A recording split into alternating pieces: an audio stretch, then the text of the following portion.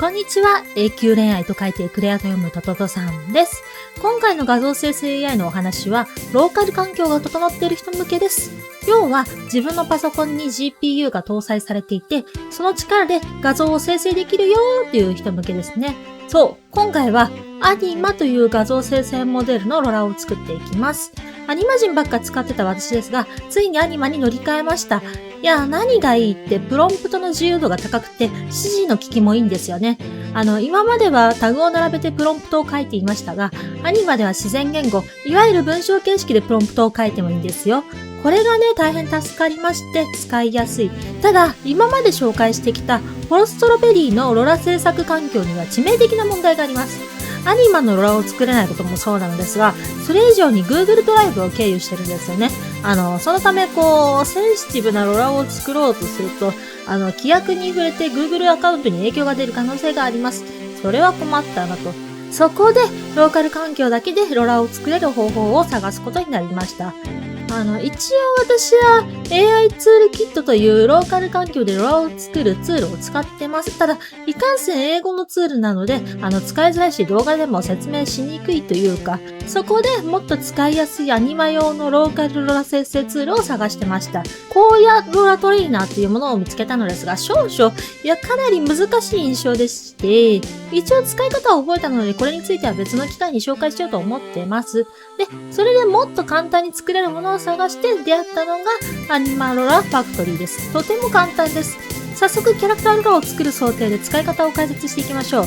まず好きなフォルダにダウンロードします。ファイルを解凍してスタートバットをクリックすれば起動します。これで起動しなかったらパソコンとの相性が悪かったということで諦めてください。こういった画面が出てきます。次に 1024×1024 ピクセルの画像を最低でも15枚ほど用意します。今回は画像サイズを統一しておいた方が安全です。今回はキャラクターロラなので、ナノバナナでもチャット GPT でも何でもいいので、学習用の画像を増やしましょう。正直全年齢向けのキャラクターイラストだったらチャット GPT をいじってるだけでも楽しいんですけどね。画風ロラの場合はそういうわけにもいかないかな。学習画像を用意できたら画像をまとめたフォルダのパスを入力しましょう。参照を押してフォルダを選んでください。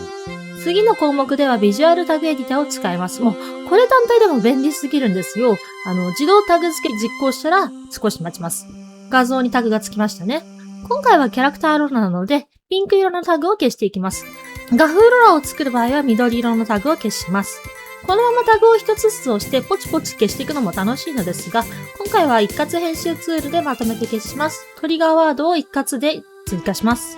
画像生成時にこのトリガーワードをプロンプトに入れることで学習させたキャラクターの特徴を呼び起こせるようになります。では次の項目へ行きます。手元にあるアニマのベースモデルなど必要なデータのパスを指定しましょう。私は ConfigUI を使っているので ConfigUI のフォルダに入っているものを指定しました。あとはロラの名前や出力先のフォルダを決めます。問題はここからですね。このツールの弱点として学習にかなり時間がかかります。画像を何枚使ってどのくらい学習させるかは丁寧に考えた方がいいです。近いうちにね、もっと早く学習できるロラ生成ツール、荒野ロラトレーナーも紹介したいと思っています。ただそちらの方が難しいので、ちょっと今のところはちょっと保留です。では学習回数を決めていきましょう。下に書いてある目安を参考に画像の枚数に合わせて数字を設定していきます。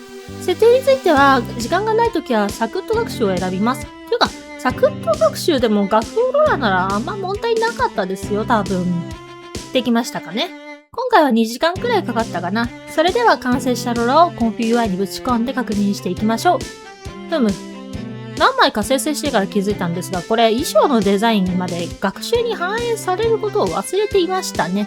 衣装に関するタグを消して作り直しました。これでどうだ？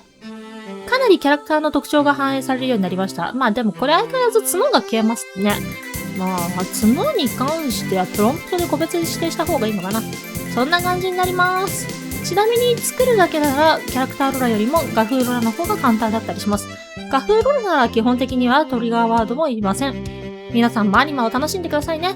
ローカル環境ならやりたい放題ですから。ご視聴ありがとうございました。高評価とチャンネル登録をよろしくお願いしますね。バイバーイ。